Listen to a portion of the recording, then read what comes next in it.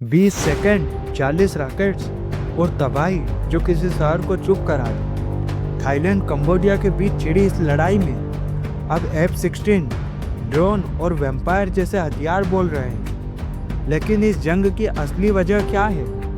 एक मंदिर या कोई और चाल? आज विस्तार से हम बताएंगे कैसे एक पुराने हथियार ने नई तबाही की इबारत लिख दी है।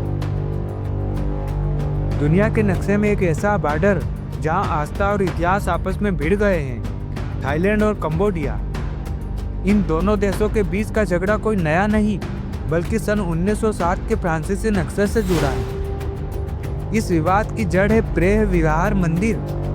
भगवान शिव को समर्पित यह मंदिर अब युद्ध का मैदान बन चुका है। कंबोडिया कहता है यह हमारी जमीन है, हमारी विरासत है। वहीं थाईलैंड कहता है हमारी धार्मिक पहचान का हिस्सा है ये। लेकिन अब बात सिर्फ शब्दों की नहीं रही, अब बातें बमों, ड्रोन और मिसाइलों की हो गई है। और वो सुबह जिसने शांति तोड़ दी। 24 जुलाई 2025 भारतीय समय के अनुसार सुबह 9:05 कंबोडिया की ओर से अचानक भारी गोलीबारी की गई। थाईलैंड के सुरन प्रांत में लक्ष्य था मुपा बेस के पास की चौकी।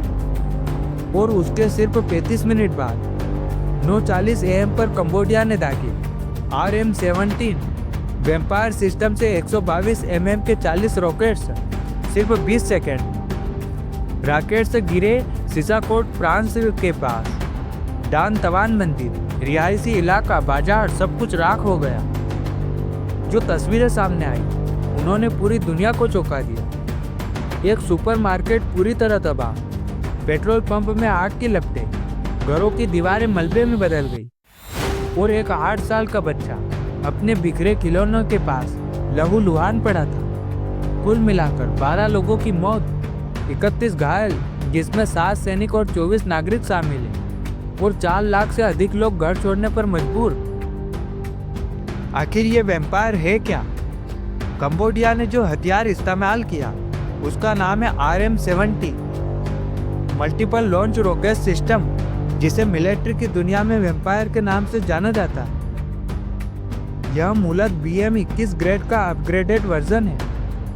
बनाया गया था 1970 में। यह सिस्टम है पूरा एरिया तबाह करने के लिए बना है, बिल्डिंग, टैंक्स, पैदल सेना, सब कुछ। लेकिन इसकी सबसे बड़ी कमी कम सटीकता।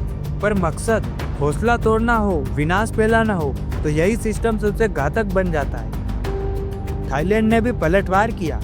F-16 जेट्स ने कंबोडिया के इलाके में एयर स्ट्राइक की। लेजर गाइडेड बम, ड्रोन और ESR रडार सिस्टम का इस्तेमाल कर कंबोडिया के कम्युनिकेशन हब्स, बंकर और टैंकों को निशाना बनाया गया। जवाबी हमले में कंबोडिया को भी भारी नुकसान हुआ। कई बेस तबाह और कम से कम 17 सैनिकों की मौत की पुष्टि। जिस प्री विहार मंदिर को यूनेस्को वर्ल्ड हेरिटेज साइट का दर्जा मिला है, अब वो खुद नहीं बच पाया। मंदिर का मुख्य गुंबद क्षतिग्रस्त हो गया, दीवारों पर गोली के निशान और आसपास का क्षेत्र मलबे और रॉकेट्स के खोलों से भरा पड़ा है। यह सिर्फ धरोहर का नुकसान नहीं बल्कि सभ्यता पर हमला है। कुछ एक्सपर्ट्स का मानना है कि कंबोडिया जानबूझकर पुराने हथियारों को इस्तेमाल कर रहा है क्योंकि उनका मेंटेनेंस आसान है और दबाव बनाने में असरदार है। RM-17 की कम कीमत, आसानी से रीलोड होने की क्षमता और कई इलाकों को टारगेट करने की क्षमता इसे गरीब देश के लिए पावर प्रोजेक्शन टूल बनाती है। इस युद्ध में जो सबसे ज्यादा भुगतता है वो होता है वो आम इंसान। एक माँ अपने बेटे को खोज रही थी जो स्कूल जा रहा था जब पहला रॉकेट गिरा। एक बुजुर्ग किसान की पूरी जिंदगी की कमाई, उसका घर धूल हो गया।